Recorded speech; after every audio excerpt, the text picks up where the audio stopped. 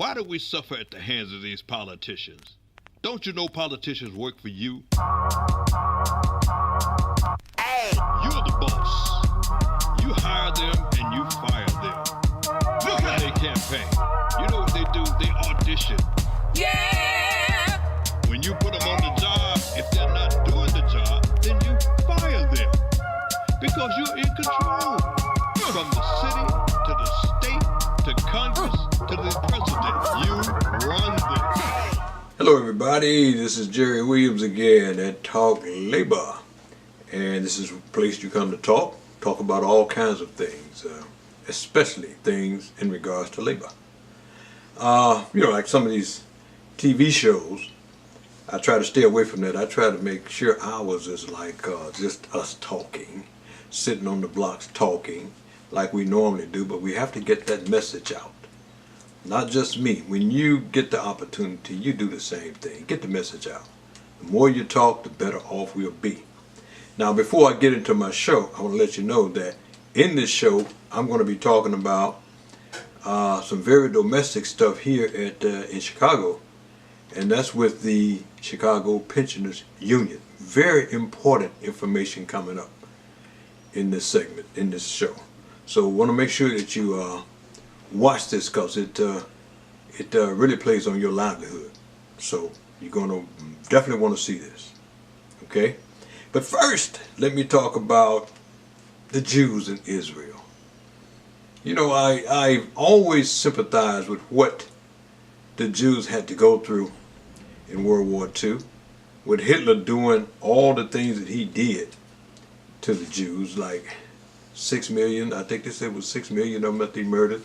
You know, they murdered quite a bit more of African Americans in this slave situation, but you know, they put them in gas chambers and murdered them like they were a bunch of animals and stuff. And this boy right now that's sitting in the White House is starting to call people animals, just like Hitler did.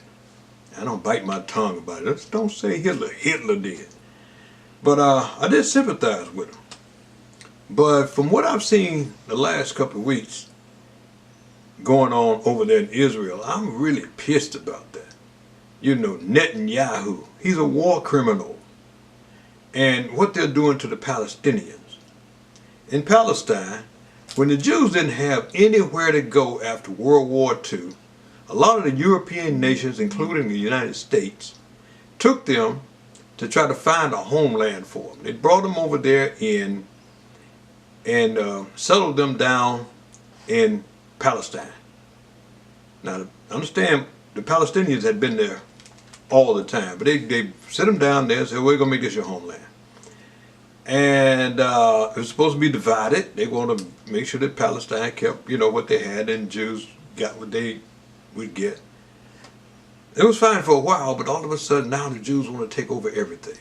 They're treating the Palestinians like they are not human. If you notice, they had this orange-haired fellow in the White House.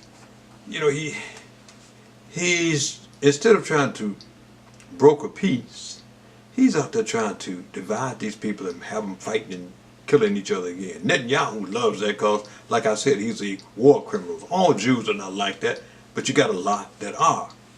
Have they forgotten what happened to them? Have they forgotten that they were treated like dogs, like they were like not human? Now you got them over there shooting Palestinians down because these guys are throwing rocks and saying, this is our land, why are you doing this to us? You know, it's heartbreaking to see that. And I know that the only reason that the Israel people are doing that is because of this idiot leader that they have, or so-called leader, Netanyahu. What a damn name. But anyway, one of the other things that bother me, now you know, back in that time, they showed, I want to show this picture, they showed, they had this guy Hitler, and they told us about what this guy did. We learned it in our history, learning, you know, all about what he did. I think he killed more than just the 6 million Jews. I think he killed about 6 million Europeans, including the Jews. But then there was another murdering savage dog, and his name was Leopold. Leopold murdered over 15 million Africans. They don't teach you about him. A lot of people don't even know anything about him.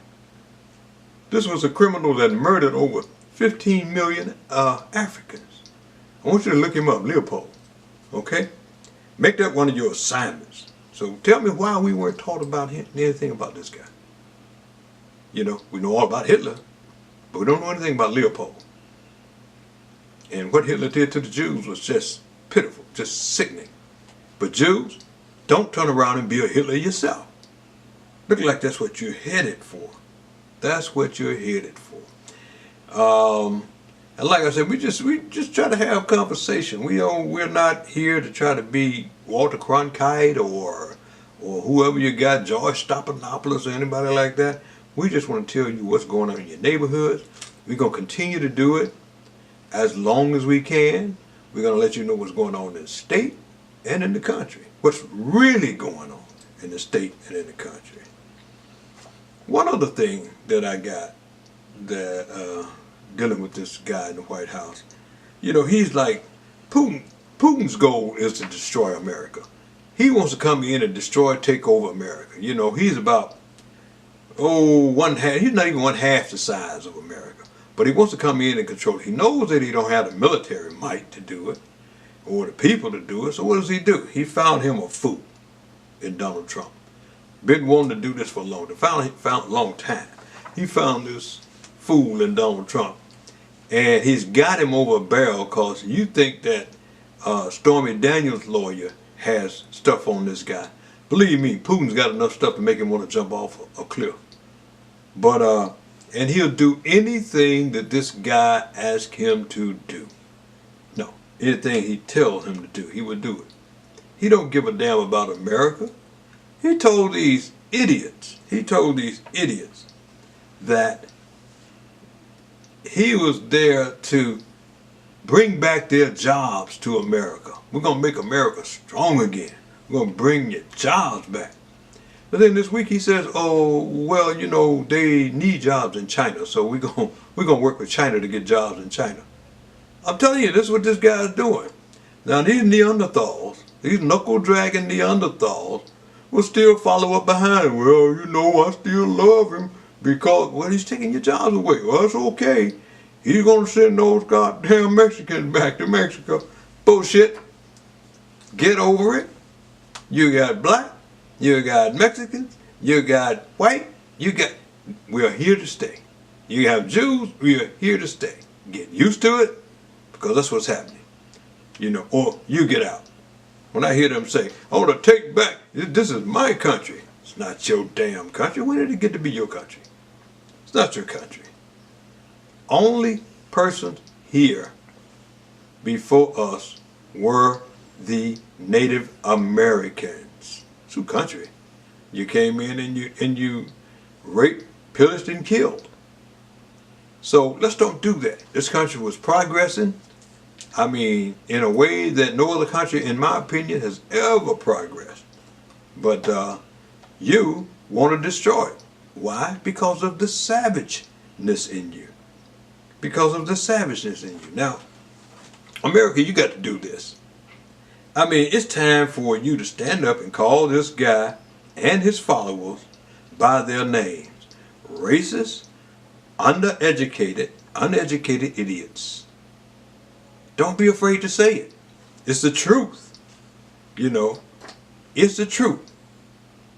They can call you anything, sons of bitches, but when it comes to progressive or Democrats, well, we can't talk like that. Bullshit.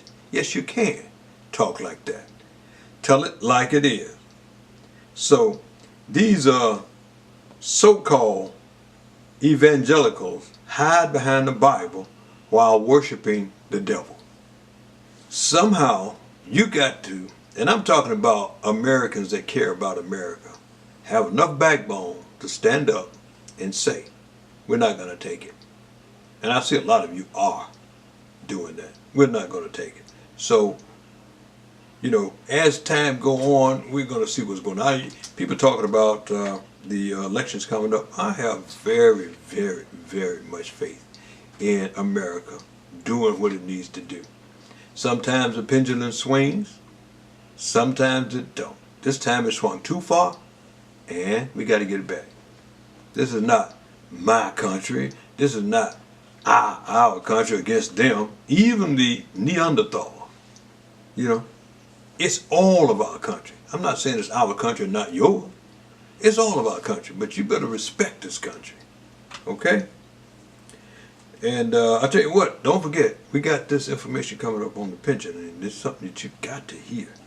You got to hear. We're going to take a break, and we're going to come right back.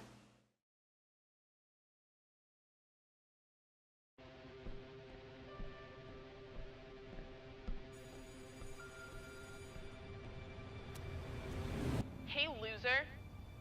Leave me alone.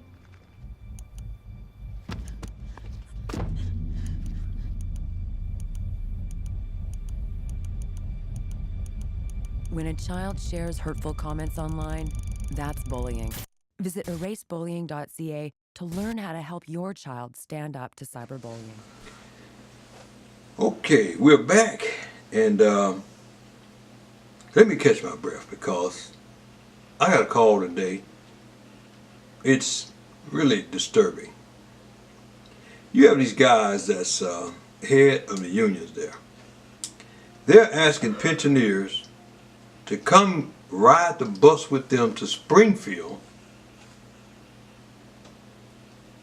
and one of the guys at Local 241, allegedly, this is what somebody came back and reported to me, told the guys, the pensioners, that, hey, I want to take you down there so we can overturn this bill that I helped create.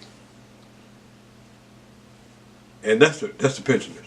He told the active people, I want to change that healthcare trust that he created. What he wants to do is get you down there and try to buff it up and make it look like that he has a bunch of people behind him. Now I got a call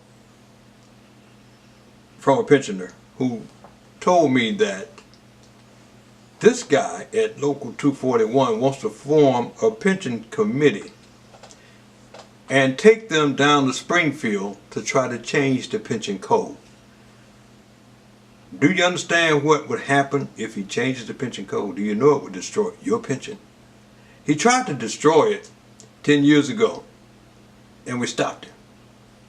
Now he wants to go to Springfield now and take you down there to help destroy it. He wants Madigan and them to believe that you are down there because you agree that your pension should be destroyed.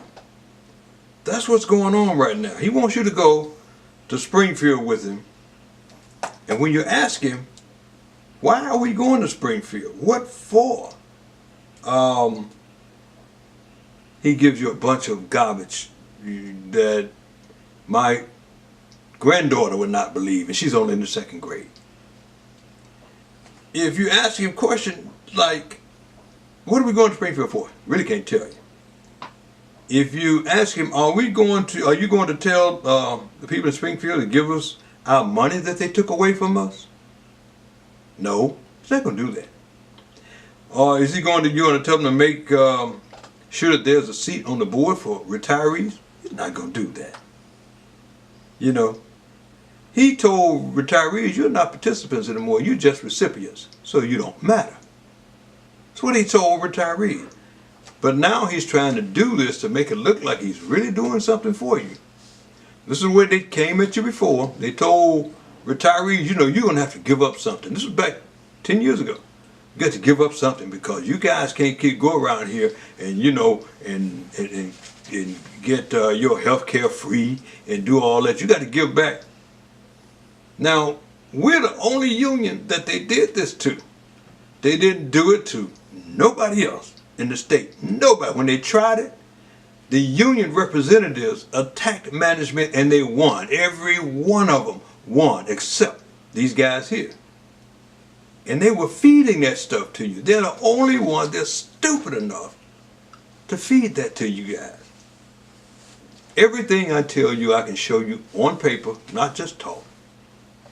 Now the CFL, the Chicago Federation of Labor Union, came in to help these guys negotiate, these same guys you got in there now, to negotiate a contract years ago that gave away big portions of your pension and took control away from you.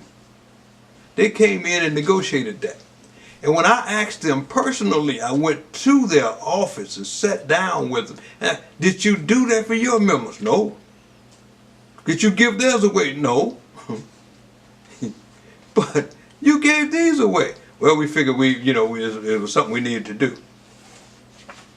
I don't have to tell you that the Chicago Federation of Labor is predominantly white. A lot of times people don't want you to say that, but I'm going to tell you the truth. Predominantly white. ATU is predominantly black or people of color. When they came in and told you to give up your pension, they didn't look and see if they were giving up theirs. Today, they don't even know whether they gave up theirs. But I got the news clippings in the Sun-Times. Back then, I kept it. It was like almost 12 years ago. I kept it. So you can read it any time that you want to read it. That's what's going on. That's what's going on. Right now, this guy asked his members, would you give up the defined pension plan if for a 401k? Some members said yes, some said no. That is the craziest thing in the world, folks. And he had a meeting with the people, went out on the property asking them that. Now he's forming a committee to help change the pension code. I'm telling you for your own benefit, because we're safe. We retirees are safe. I'm telling you for your benefit. You better get on it. You better get on it. Look, going down to Springfield, my suggestion to you, don't go. Don't go. Unless he can sit down and tell you and show you where he's going to go down there and fight for you, don't go. You'd be crazy to go. This is like you stabbing yourself. And I'll say that in front of him, in front of you, anytime that he wants to have that type of conversation in front of you. He knows he's lying. Okay? But we're going to do this. We're going to take a little break, and we're going to come right back.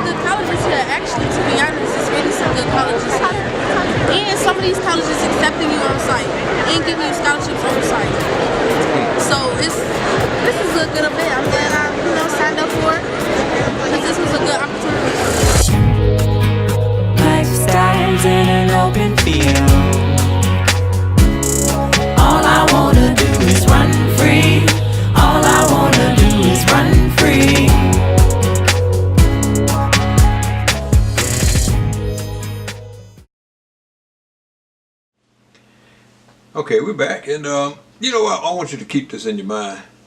Brother Bill Cosby, you know, I've never been a real big Bill Cosby fan. I never hated him, but I just wasn't a big, but I love the shows that he did and the acting that he did. So, and we want to keep this in mind.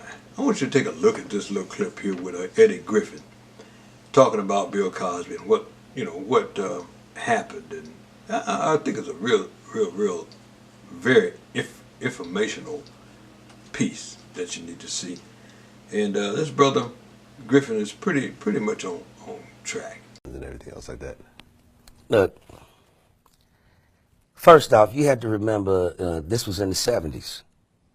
All right? I'm old enough to remember the 70s. The 70s is a different time. All right? The 70s, motherfuckers all had Coke spoons around their fucking necklace. You go to the damn disco, nigga, the line is laid out on the table. Toot, toot. All right? Yeah. When you want to level out after a hit of cocaine, you get a Quaalude. All right? Yeah. So, did he rape these bitches? All of them said the same thing. We went to the room. Why would you go to the room of a known married man? And I think that we're going to have to stand up and demand that they stop this crap.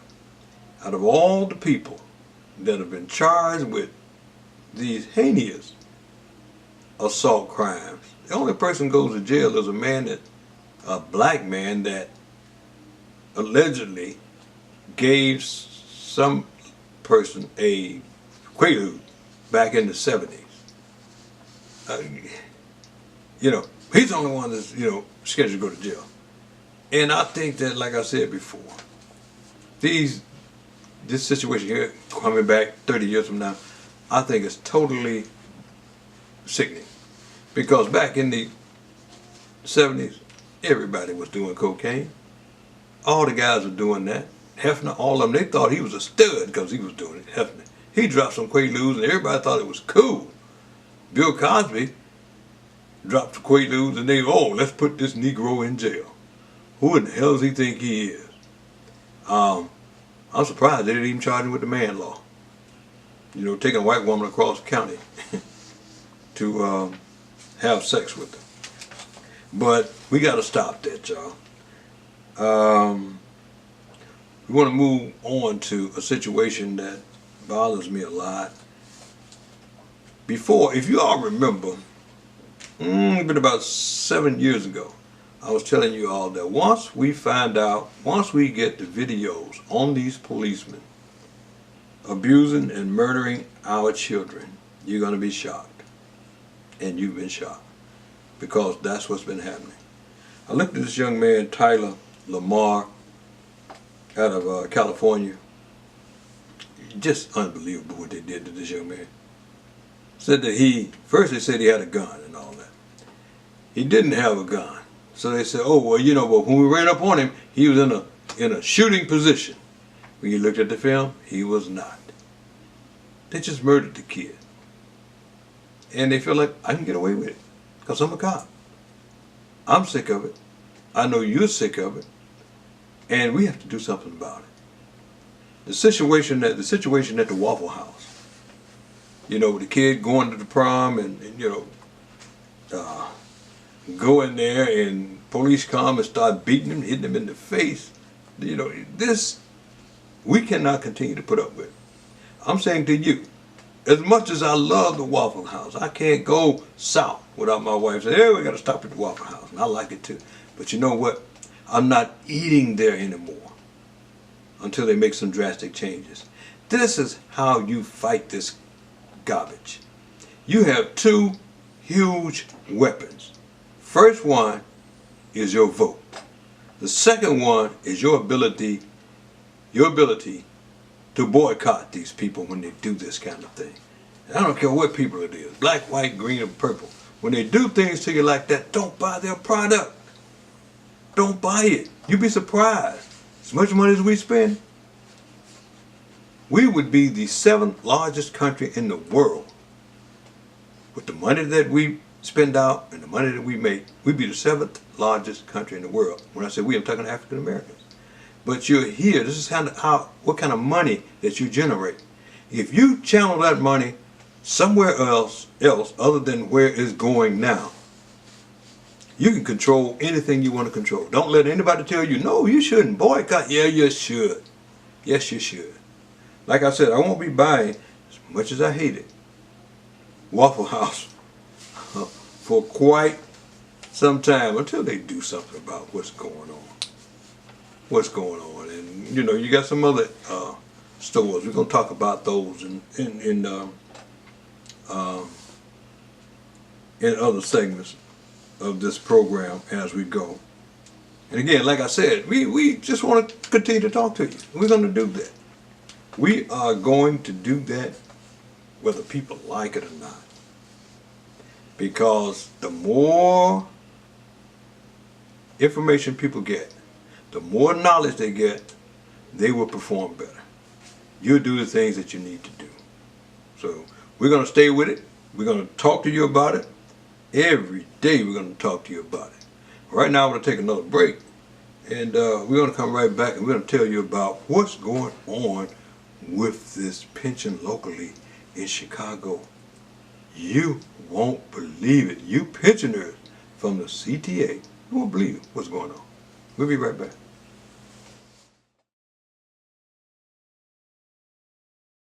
Do you know what smoking and cigarettes do to the inside of your body? It hurts your body. Smoke and cigarettes can hurt your lungs. It hurts your throat. It hurts lots of other parts too. It makes you more likely to get heart disease and lung disease. It increases your risk for a heart attack or stroke. And on the outside, it really just stinks. Your clothes smell, your breath is gross, and your teeth get yellow. Hello, do you hear what we're saying? Do you hear what we're saying? Do you hear what we're saying? Smoking isn't cool. It's not cool at all. And it can kill you. And you won't start smoking for yourself. Just do it for me. And me. And me. And me. And me. And us.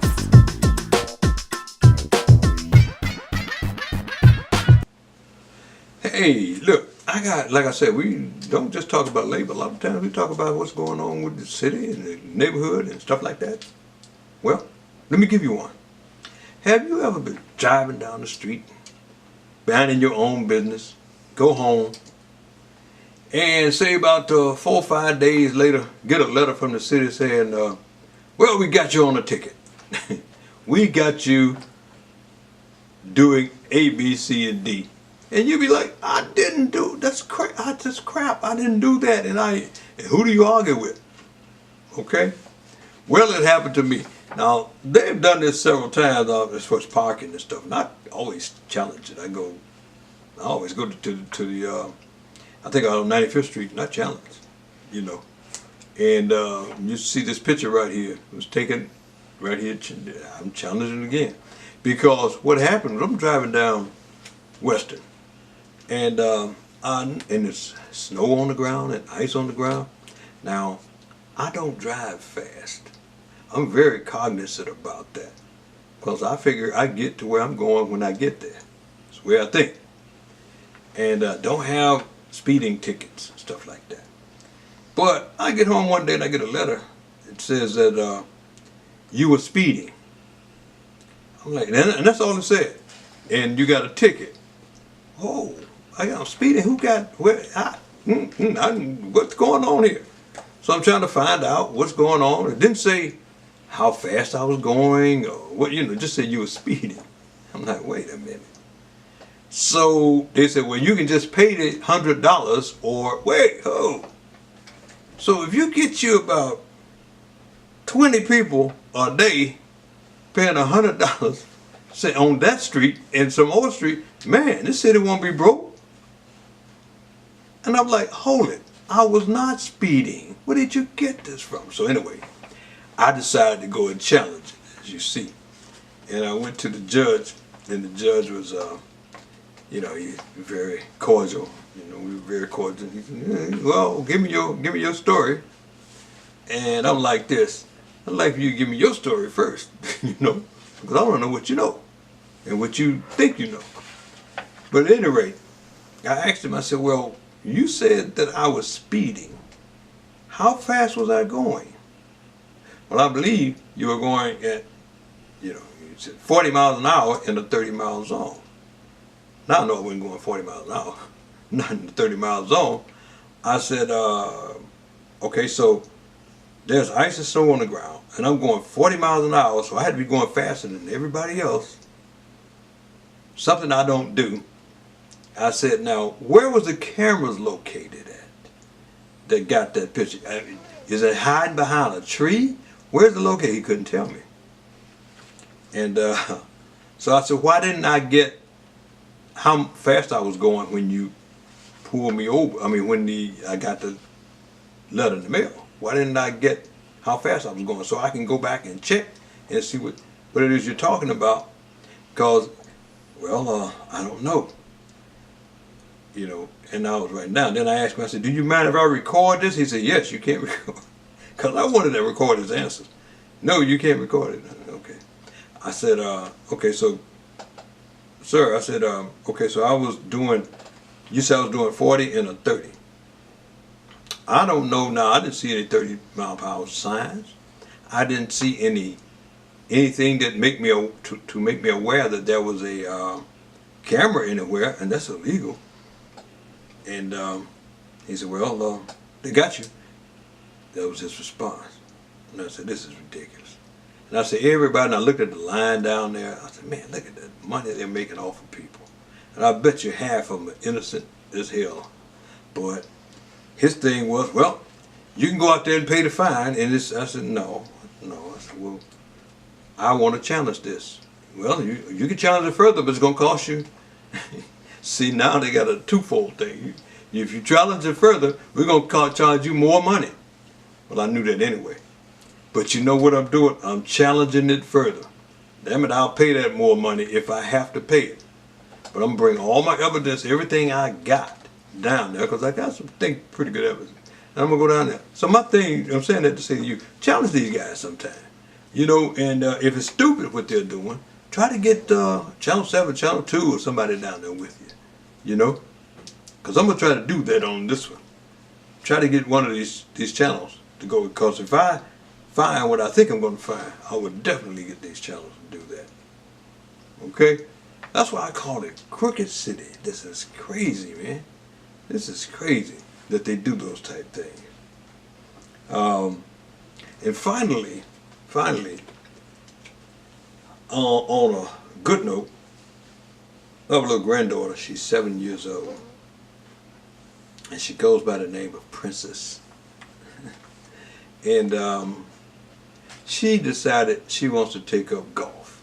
And you know, that just make granddaddy feel proud as heck. And I'll tell you why. My granddaughter, a lot of you all know my granddaughter that played golf, and she went on to high school, ranked number 5 in the state of Mississippi as golf, female golf. I taught her how to play golf, and she was really good. She went on to Mississippi State. That's where she is now. She's going to leave there and go to Ole Miss, because she's going post-grad after that. And then I had another young lady, her best friend, come down and asked me to teach her how to play. And I did. And the family called me about 2 weeks ago and told me, we are so happy to call you to let you know that she's got a full scholarship to Alabama playing golf. I'm so happy about that. I am. It just makes you feel good. And then my little 7-year-old, she's picked up the clubs now. It's a picture right here. Princess, she's picking up the clubs, and she's very athletic. So, hey, Princess, make Granddaddy proud. Okay? All right, with that, we're going to let you take a look at this, and we're going to see you next week on Talk Labor. But listen, you retirees, doggone it, you jump on it. Don't go. Don't go. Don't be a patsy for this guy. We'll see you next week. Thomas L. Jennings invented a method for dry cleaning known as dry scouring. He became the first African-American person to receive a patent from the U.S. government in 1821, and he even used some of his profits to fund the abolition movement. Lewis Howard Latimer helped draft Alexander Graham Bell's patent for the telephone and also created the carbon filament inside Edison's light bulb. Garrett Morgan invented the gas mask that went on to save many lives in combat and emergency situations. He also invented the electric traffic light that we all love. Despite popular belief, George Washington Carver did not invent peanut butter, but he did, however, find 300 different uses for peanuts, including making cooking oil, axle grease, and printer ink. According to the legend, George Speck, aka George Crumb, accidentally created the potato chip in order to punish a disrespectful guest in his restaurant. He quickly found out that the chips were a hit and later started the Saratoga Chip Company. Otis Boykin invented a wire resistor that is still used in some pacemakers, household appliances, computers, and even missile guidance systems. Dr. Charles Drew invented a method for separating and storing plasma that helped start the first ever blood banks. He then became the leader of the American Red Cross Blood Bank during World War II, but later resigned when the armed forces ordered that only white people's blood would be given to soldiers. Frederick Jones invented refrigerated trucks that allowed products to be shipped over long distances. Before his invention, they used huge chunks of ice that quickly melted. At IBM, Dr. Mark Dean helped create the first personal computer. He holds 3 of IBM's original 9 PC patents and currently holds more than 20 total patents. Dr. Patricia Bath invented a laser probe and surgical procedure to remove cataracts from people's eyes. NASA employee Valerie Thomas created an illusion transmitter that set the foundation for the 3D television and movies of today. X stands for the many black inventors that we don't know about due to lack of documentation or basically just white people stealing their ideas and taking credit for them.